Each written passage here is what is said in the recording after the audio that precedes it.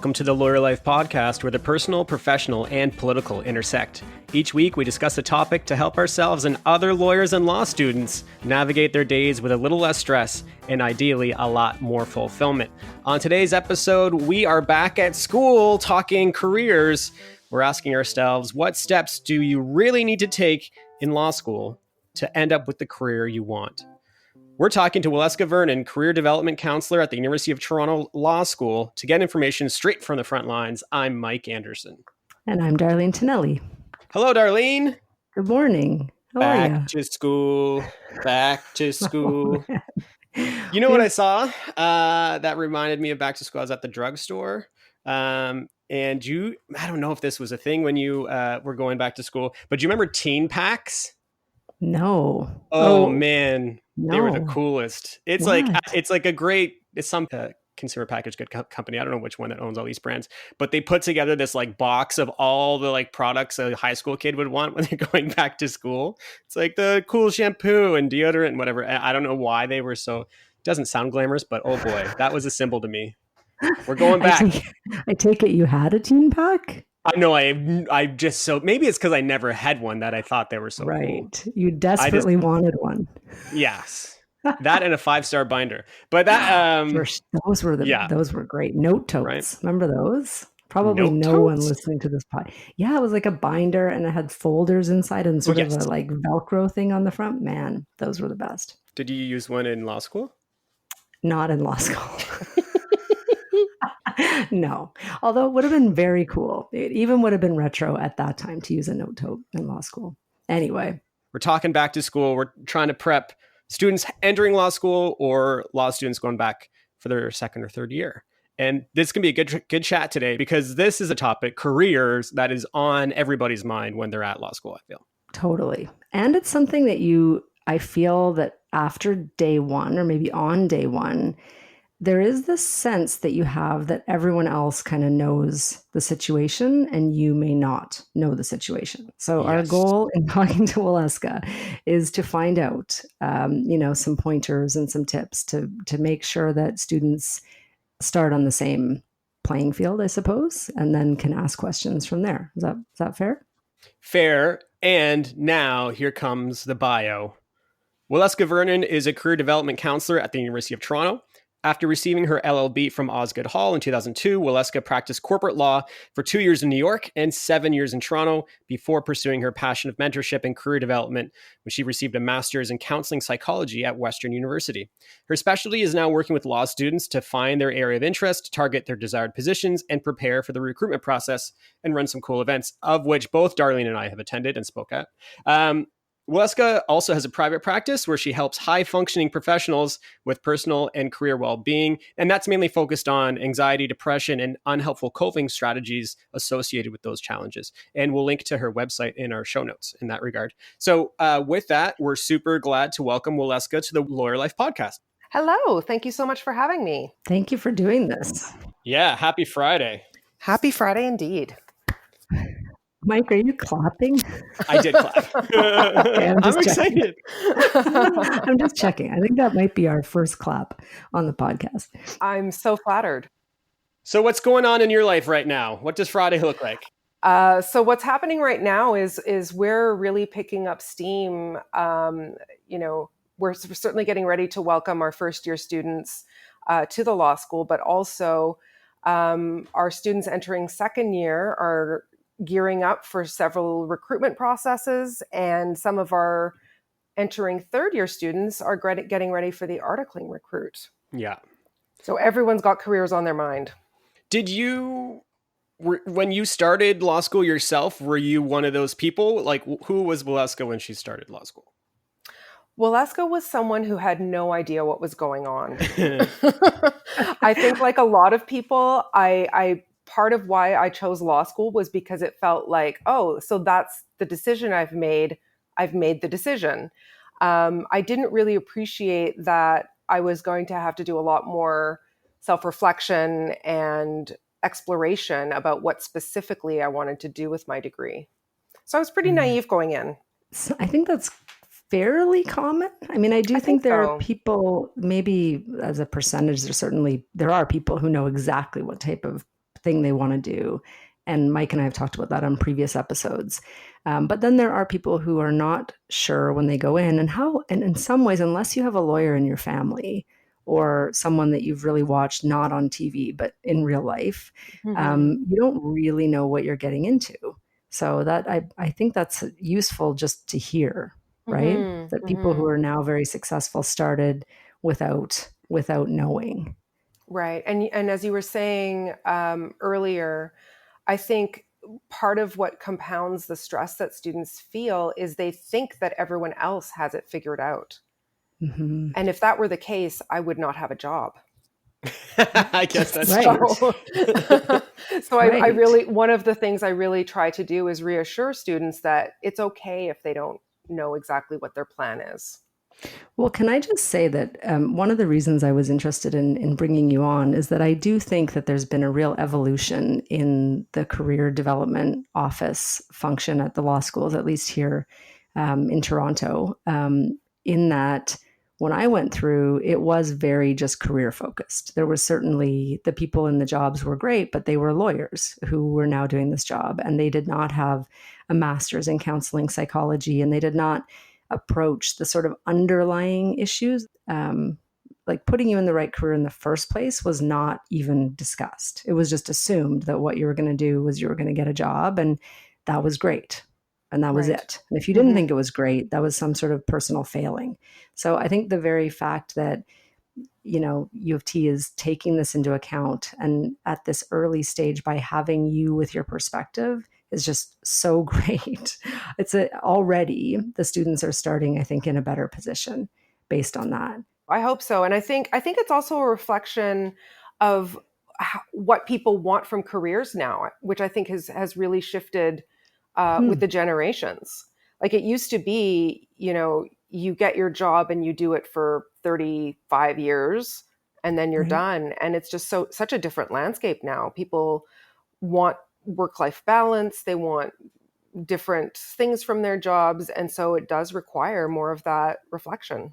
On that note, I'm curious on what your perspective is. Like, when people entering law school, I feel like so often, many people think it's just like an ends to a means, and it's like everything is about getting that job, right? And not necessarily developing skills that will be, useful professionally and personally for many years to come, and kind of allowing the job to come to you instead of that being the sole focus. What would you say to people feeling that pressure? That everybody else is just really targeted in on, the recruiting process or, a big firm job, and when really they might not know what they're targeting. Right. So one thing I think that's really important to remember is that people can express certainty and be wrong. So people can feel really confident that what they're doing is the right thing. But if they haven't engaged in self-reflection, if they haven't explored the true breadth of their options, they may not be making the best decisions for them. And so they can, stride with confidence into a career that isn't well suited to them at all. And I think there will come a point where they will have to do that self-reflection. Like that point will come. If not now, then later. And that's part of what I'm seeing in my private practice is people taking stock of the choices that they've made. And now that they have more information about themselves, realizing and being honest about what they're looking for and what that might mean for their career. So the students who come in and are willing to admit that they don't have all the answers and are willing to seek help in defining what they want and are willing to explore, those are the students who are going to make the most educated decisions they can at the time they leave law school. The ones who might leave law school and be in the job or the career path that is the one, I guess. Right. Or even acknowledging that there is no one career path. So for myself, for example, and I refer to my own story when I think it's appropriate. Like, I don't think I made poor decisions. I think that, my corporate law career made a lot of sense when I was doing it based on the values that were most important to me at that time. As my values shifted, I wanted different things for my career. But, in my job now, looking back, everything I did made sense. Wow. That's great to hear. I mean, and actually, we've talked about that on the podcast where we say, we're not advocating here that people do what we do or that Mike's path is the right path or my path is the right path. We're just saying whatever the decisions that we make in law school, I think you can only make the best decision that you can make at the moment. And so part of what I want to definitely ask you about is like, how do students, what's the single best piece of advice, I guess, let's start there, that you can give to law students to do that and to put themselves in that mindset early? There are no steps that are wrong steps if they give you more information about you and what you're looking for. So exploration is really key. Exploration with self-reflection. So it doesn't matter what extracurriculars you pick in first year, for example. It's do something that will help you get to know yourself better. And that will help you then make slightly more informed decisions for the next extracurricular you pick, and so on and so on. It's about taking steps and reflecting. A lot of students, I think, are really afraid to make a misstep. And they kind of put the cart before the horse. I need to have it all figured out before I can make a move. But I really feel that you need to make a move before you can figure it out. You already have given us I think 3 or 4 brilliant sound bites that things I'll just remember. Thank you. Yeah, I love that. On this topic of self-reflection. Okay. So I remember being in law school, especially first year, so much is occurring and so much of my time is accounted for with, studying case summaries and class and whatever extracurricular you enroll in. You also have a personal life on top of that. And who knows how that's going. So how, how do you instill in the folks that come talk to you about setting aside that time for self-reflection? And then what do you encourage them to do? What is self-reflection in your view when you sit down and you take that time? I think the starting point is, what would a successful year look like? So it doesn't have to be questions about what do I want to do for the next 50 years, because that's a really tough question to ask yourself. Mm-hmm. Breaking it down into more manageable chunks and saying, like, at the end of this year, what do I want to be able to say about what I've done? Do I want to be able to say that I was really engaged in the law school community? Do I want to be able to say that I really gave it my all academically? Do I want to be able to say that I built my social network within the law school? And then think about what are some of the activities that might get you there. So kind of reverse engineer it so that you can create those experiences. I think when it comes to self-reflection, students need to be really honest with themselves about what they want and about what they're willing to do to get there. So it's not about taking on 10 extracurriculars in areas that you're not super passionate about. It's realizing you don't necessarily have the capacity to take on 10, and it's okay to pick 1 or 2. And maybe think about which 1 or 2 are going to satisfy your values as you experience them now. Think about what skills you really feel you'd like to focus on. Like, if you haven't had lots of experiences with public speaking, maybe think about trying out for a moot. So think about the different ways, both academically and in terms of extracurriculars and social activities, that will get you there. Do you know what I love so much about that advice is that it says, it acknowledges like the achievement of getting to law school. And like I think it's relevant for people starting law school to know, you belong here. You made it, right? This is an achievement in itself just to be here.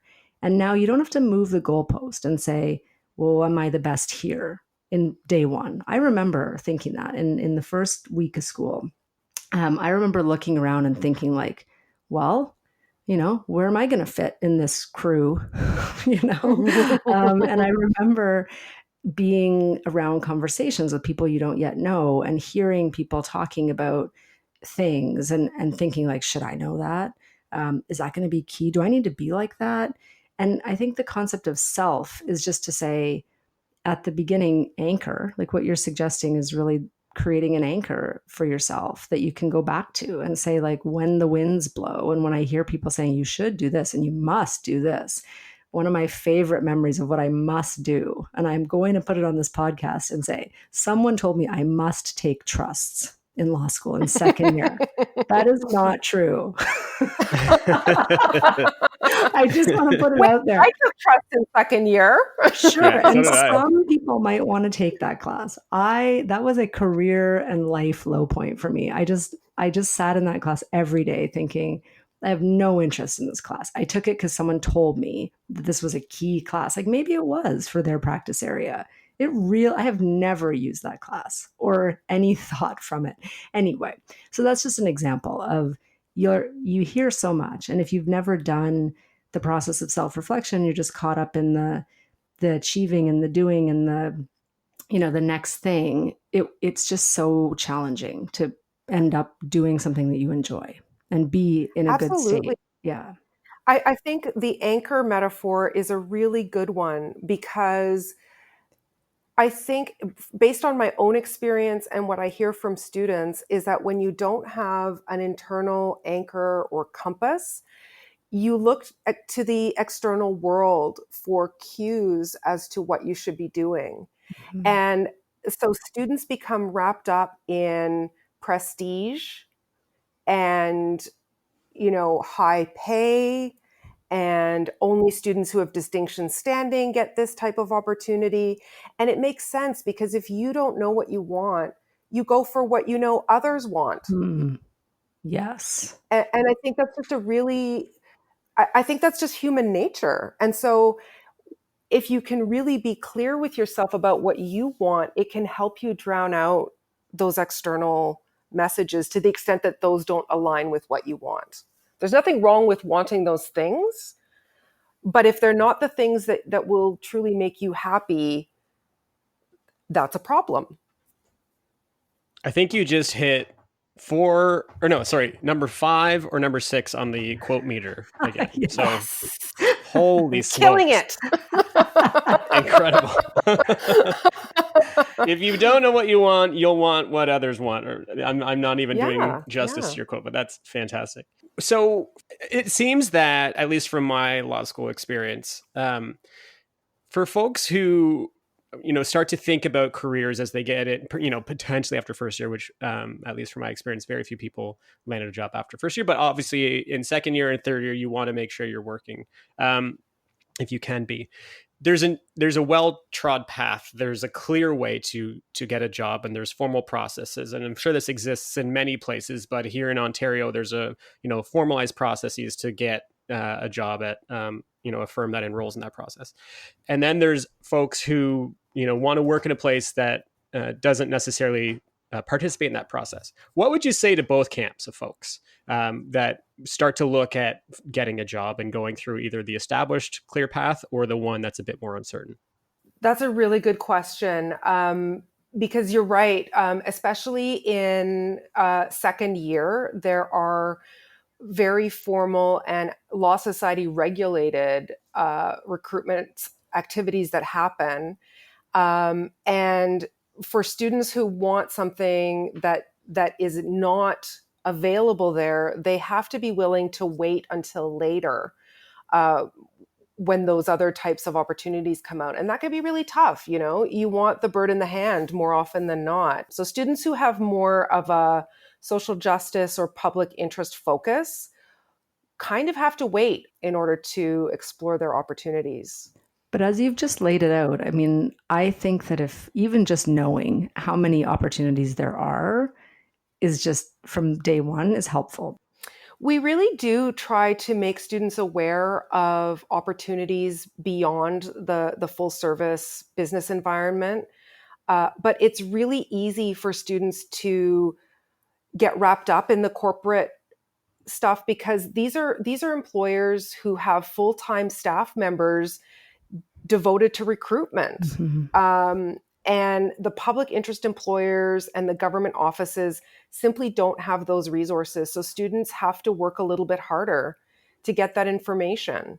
And, from what I've heard from students, they feel discouraged even just knowing that a government department or public interest employer might only be taking 2 to 5 summer students when the full service firms are taking 15 to 25. Right. They just assume their chances are better. Yeah, it's fascinating, that theory. And that feeling. When I was in law school, I benefited from jobs that were public interest focused, government, and big firm. And what I quickly learned is that it's actually, maybe there's only one job at that public interest place, but the pool of candidates is normally a lot more shallow as well, right? So Absolutely. yeah, so it's like, don't get discouraged. If you're interested in an organization or type of work, go and get it. It's not going to come to you like the big firm stuff will, but it's there. And I've seen, I found work myself that way, and I have friends that found work that way and still practice in those areas. And so you might have to be a bit more active and entrepreneurial, but that's kind of what happens when you're in those spaces, especially the social justice type spaces. It's, the self-starter attitude is important because you probably won't have a clerk and you probably won't have assistants and all that sort of stuff. You have to do it yourself. Exactly. Curious, you were, as you've mentioned, you're helping folks, high performing folks who are already along in their career, maybe make a pivot. And you also see students, at the very beginning. Maybe you can pass along knowledge from that full perspective to students and students just entering law school. What would you say to them to make sure, or to best position themselves to get into a career that they are best suited for and will be fulfilled by? So I think the first piece of advice I would give is that you're not trapped. No matter what decisions you make at this stage in your career, you are not stuck. Students, I find, become paralyzed in terms of their ability to make decisions because they really believe that this is going to reverberate to their retirement. And it's a really big amount of pressure to put on yourself if that's how you're approaching it. The fact that I'm seeing people who are making changes when they, the value or the enjoyment of the work has kind of run out for them in their current roles, the fact that they are able to pivot should really be a comfort to students. That, you're going to be among the best educated people in the country when you finish law school. The work that you do will almost certainly pay the bills regardless of where you are. And you will have choices down the road. Anything you do now will help you make good decisions later. So that's the first thing I would say.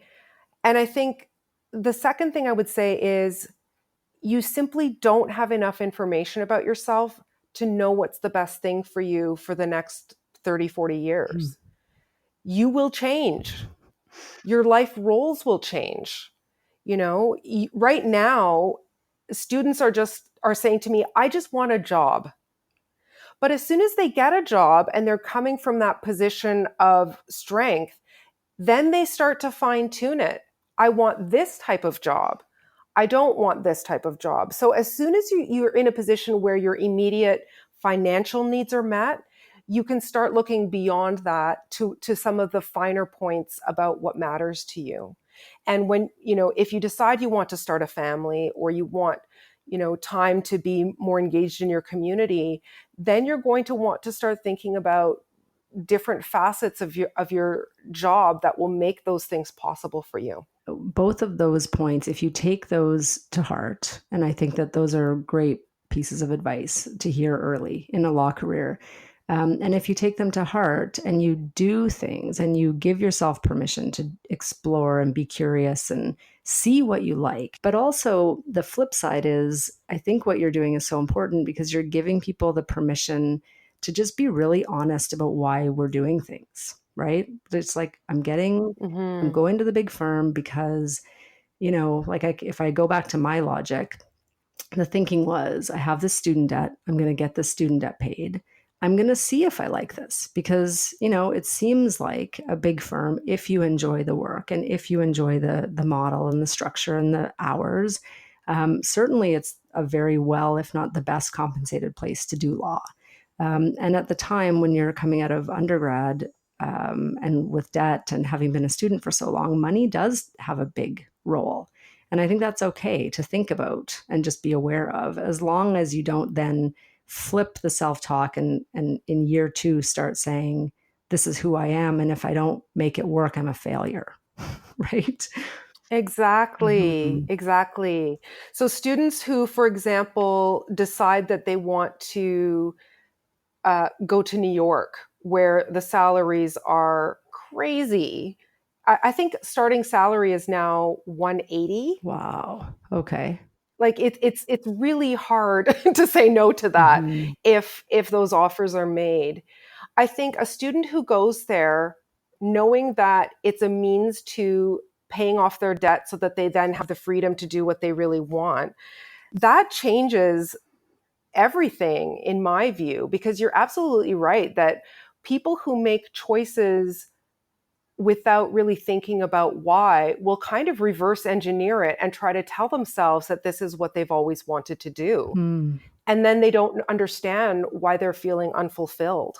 Right. And that's where it seems to me, again, Mike and I try not to say any one path is more desirable, but I do have friends who are happy in a big firm environment. And I have personally struggled and have friends who have struggled. And often it's because of that. It's just that wasn't what they really wanted to do in the first place. The ones who are still at firms, traditional big firms, tend to have gone right away into a subject area that they really knew they would like, and were sort of those people who had that drive early. Right. So I think there are lots of reasons why you could end up happy in any one Mm-hmm. work environment. But it seems to me there's some continuity between going into an environment because you should, and then sort of beating yourself up when it isn't the right one for you. That's Right. different. Okay, well, this is all very, very helpful. I think we've gotten some great advice. You know what? I am not the summarizer, Waleska. Mike is the summarizer. She always puts this burden on my shoulders. I want That's a tough one. every time I think I'm going to do it, and then I'm like, no, no, no, no. This is Mike's thing. I will back away, back away. I think that, again, what we're always trying to do is encourage people to do what is best for them. And all you can do, as Waleska said in law school, is understand what your desires, talents, priorities are as you are currently in law school now. So self-reflect on that, as Waleska has wonderfully said. Ask yourself questions. What is success this year? And start to find ways to get there. Don't put too much pressure on yourself, and continue to be a person, because it's easy to get lost and lose yourself, especially in the first year or maybe 2 in law school. So you belong there. You earned your way, as Darlene said. Remember that you're the same person that got into law school for that reason, and trust yourself. And have some fun when it makes itself available. So I would say those would be the tips. We are going to go to a break right now, and we'll come back with our goods and gripes.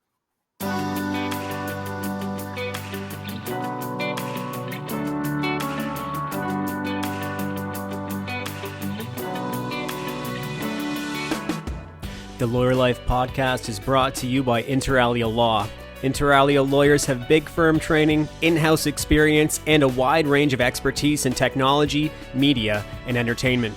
Our advice is business-focused, speedy, and practical. To learn more, visit interalialaw.com. That's interaliaa-law.com. And we are back with our goods and gripes. Goods are things we want to promote and support, and gripes are things that annoy us. Waleska, do you have a good? I do have a good. I was thinking about gripes as well, but I thought I would like to end on a positive note. All right. So my good for today is I spent Canada Day long weekend in Prince Edward County. and had a wonderful time. And if you haven't been to Sandbanks Provincial Park, Oh, yeah. I really encourage you to go. It's a beautiful beach.